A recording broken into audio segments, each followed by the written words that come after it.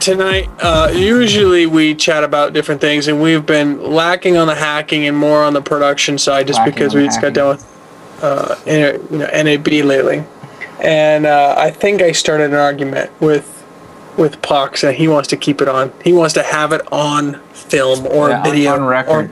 So the big news that Couchguy found out. It wasn't news. It's a point I'm trying to make. It's the lack thereof news. Yeah, go ahead and announce it.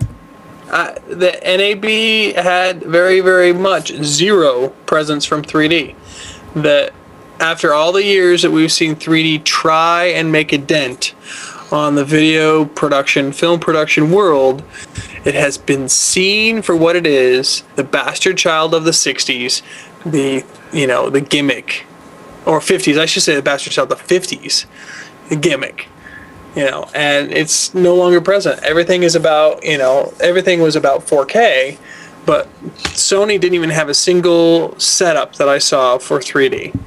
And nobody really touted the fact that their stuff was stereoscopically compatible. They were still it's still in the literature about being stereoscopic, but nobody went into discussions about stereoscopic workflow like we'd seen in the past, and nobody was touting big gear that was stereoscopic. All of it had evaporated as if it was nobody wanted to talk about it. It was shunned. Yeah, I don't know. I'm in the middle of teasing Pox about his basically fangirl love of 3D and hoping that it takes off, and I want to just rub it in a little bit. I think it's gonna die. So here's my stance on 3D.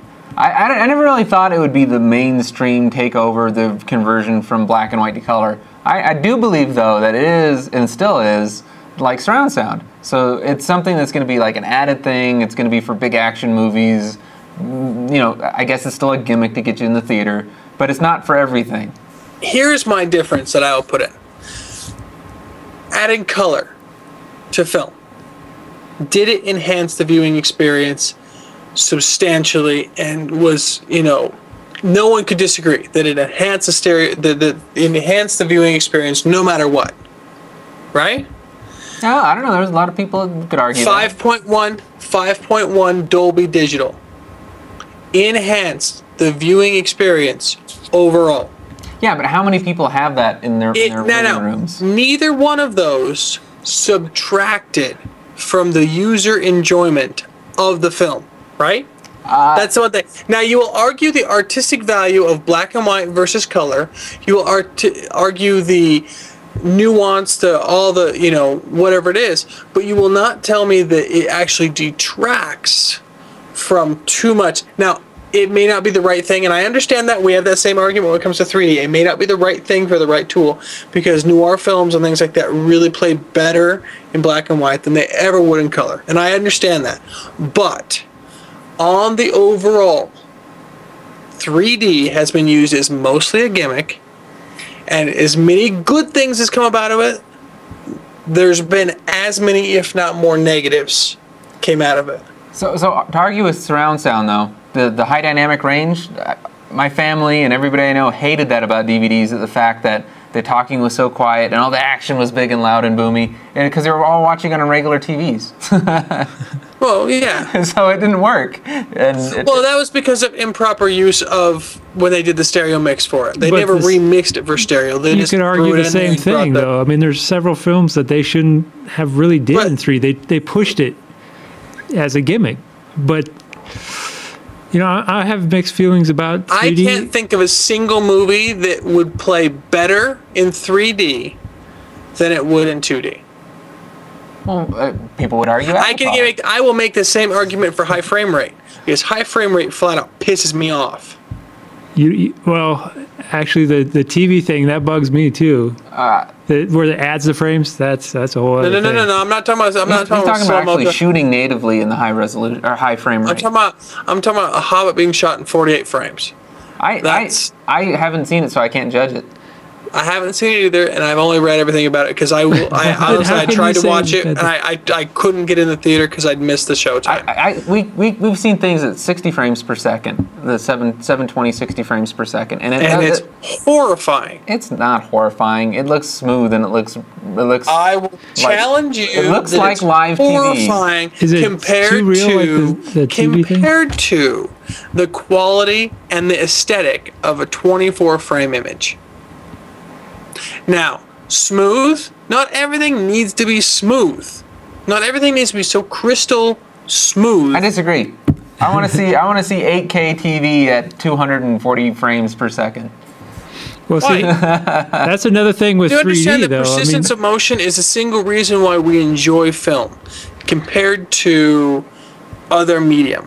Why would we degrade the image psychologically?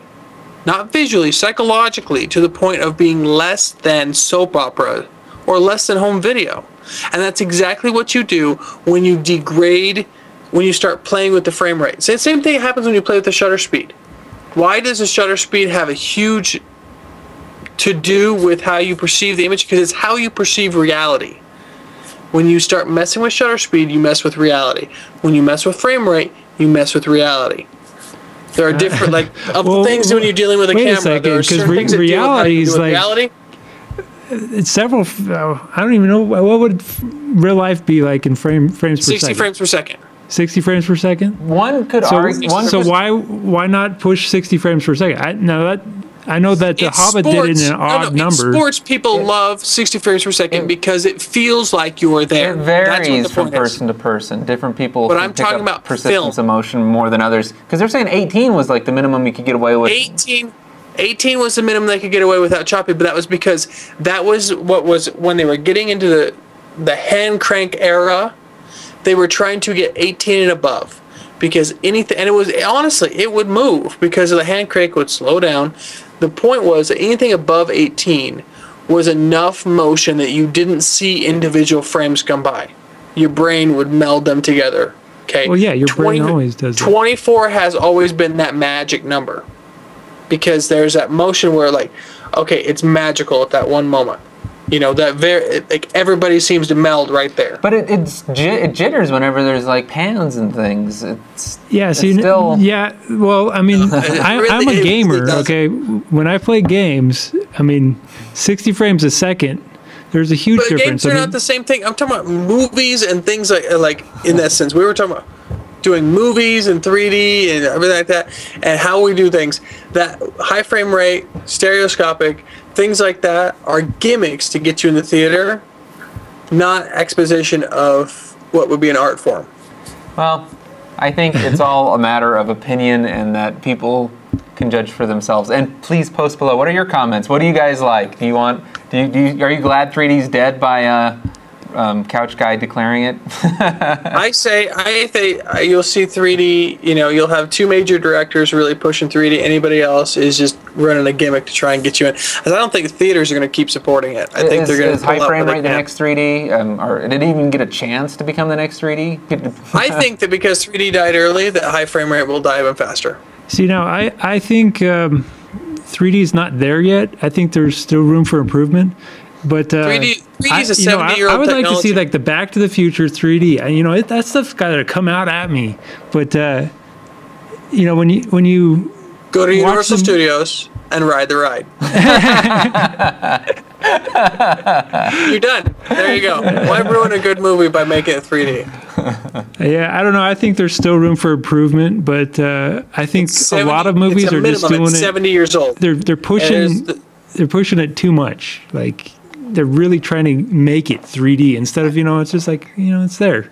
I think they're going to have multi-layer displays, and that the 3D will become commonplace in the distant future. Because you already see it in casino games, and so now see, I have a very different opinion when you take it out of the spectrum of being theater, where of having movies and things like that. I do think that there is a value to 3D in certain applications. Gaming and things like that, I don't care. Why? Because you can choose to turn it on, turn it off. It's not a theater experience in which I am having to pay extra to be a part of just to go see a movie. I also think that 3D has a value when it comes to museums and things like that. Like, for instance, some of the pieces, the projects I know that you were a part of when we talked about the Native American artifacts and things like that, which they're not actually physically allowed to be out in the open because of who owns them and how they're controlled. To have that stereoscopically able to be viewed and examined and looked at by people who are not physically present, but to have that 3D kind of presence to it and not just look at it a piece of paper, not just look at it on a flat screen, that to me is important. But as far as movies, no.